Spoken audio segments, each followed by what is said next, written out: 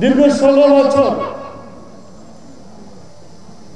আমরা ছিলাম নির্যাতিত, নিষ্পেষিত। বাংলাদেশের মানুষ ছিল একটা কারাগারের মধ্যে। কেউ সত্যিকারের কারাগারে গেছে, কেউ বাইরে থেকেও কারাগারে ছিল, কিন্তু কথা বলতে পারত না।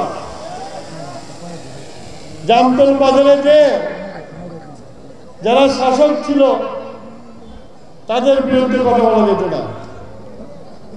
কথা বললে হয় জেল অথবা মার দিলেও বিচার পাওয়া যেত না। বছর শেষের খুশি নগদে হবে বেশি। নগদ পেমেন্টে নির্দিষ্ট ক্যাটাগরির কেনাকাটায় 300 টাকা পর্যন্ত ক্যাশব্যাক। এই যে বিচার না পাওয়া একটা সংস্কৃতি আওয়ামী লীগ চালু করে গেছে, এখন সেই বিচারের সময় এসে গেছে। এখন প্রত্যেকটি অপকর্মের আওয়ামী লীগ যে অপকর্ম করেছে প্রত্যেকটি অপকর্মের বিচার এই দেশের মাটিতে হবে, সিরাজগঞ্জের মাটিতে হবে, কেউ নিস্তার পাবে না। শেখ হাসিনা বাংলাদেশের জনগণের উপরে প্রতিশোধ নিয়েছে। আজকে লক্ষ লক্ষ কোটি টাকা পাচার করে বিদেশে পার করেছে এবং 100 বছরেও এই ঋণ শোধ হবে না। বাংলাদেশের মানুষকে ধুকে ধুকে পেমেন্ট করতে হবে।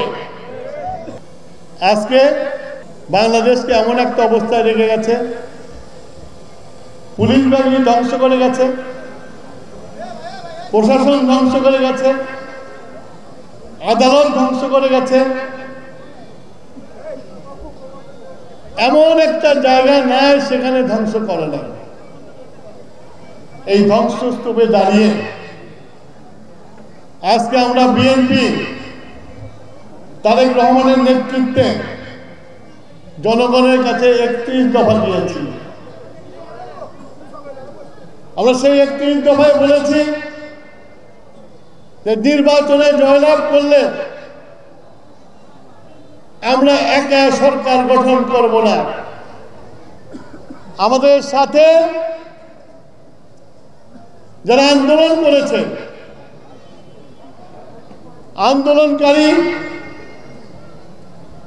যুগপৎ আন্দোলনকারী যে দল ছিল সেই সব দলকে নিয়ে আমরা জাতীয় সরকার গঠন করব।